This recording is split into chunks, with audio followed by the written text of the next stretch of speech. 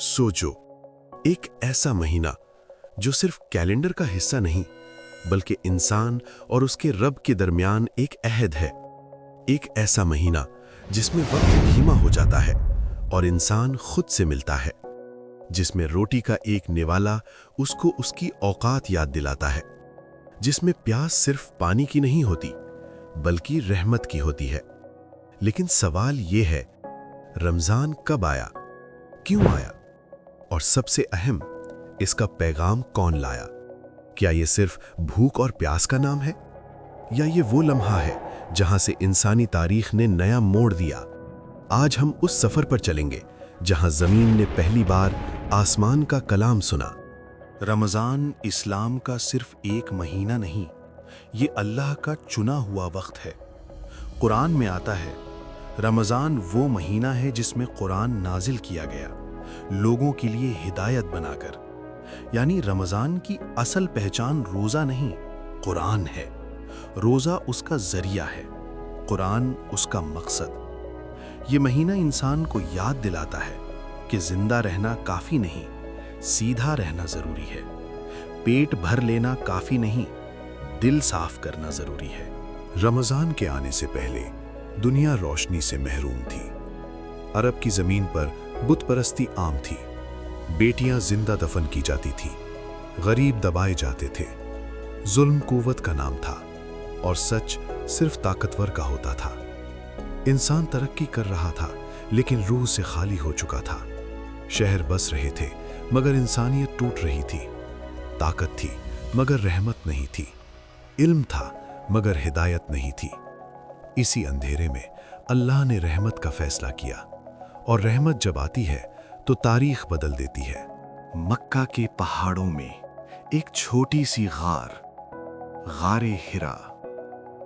यहां एक शख्स आता था जो ना बादशाह था, ना सिपा सालार, ना फिलोसोफर। वो सिर्फ सच की तलाश में था, मोहम्मद सल्लल्लाहु अलैहि वसल्लम।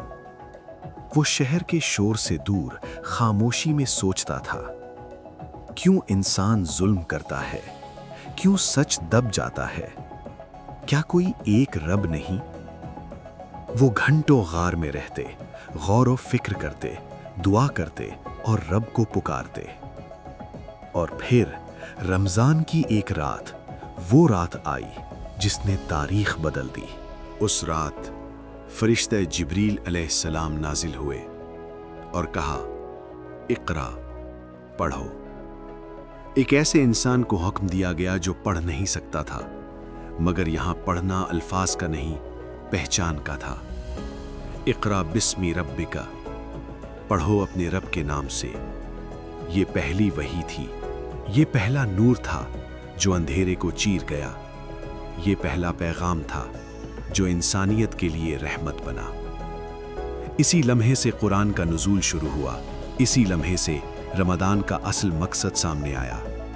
रमदान सिर्फ भूख का नाम नहीं, ये वही का महीना है, ये हिदायत का महीना है, ये रब और बंदा के दरमियान सीधा कनेक्शन का महीना है। कुछ साल बाद जब मदीना में इस्लामी मुआशरा कायम हुआ तो अल्लाह ने रोज़ा फ़र्ज़ किया। कुरान में फरमाया गया, तुम पर रोज़ा फ़र्ज़ किया गया ताकि तुम तक़वा हासिल करो। यानी रोज़ा सज़ा नहीं है, ये ट्रेनिंग है। भूख लगती है ताकि तुम्हें गरीब याद आए, प्यास लगती है ताकि तुम्हें अपनी हद याद आए, गुस्सा आता है ताकि तुम सब्र सीखो। रोज़ा सिर्फ पेट का नहीं होता, आँख का रोज़ा, ज़बान का रोज़ा, दिल का रोज़ा। ये महीना इंसान को कंट्रोल सिखाता है, नफ्स को झुकाना सिखाता है और रब के आगे झुकना सिखाता है।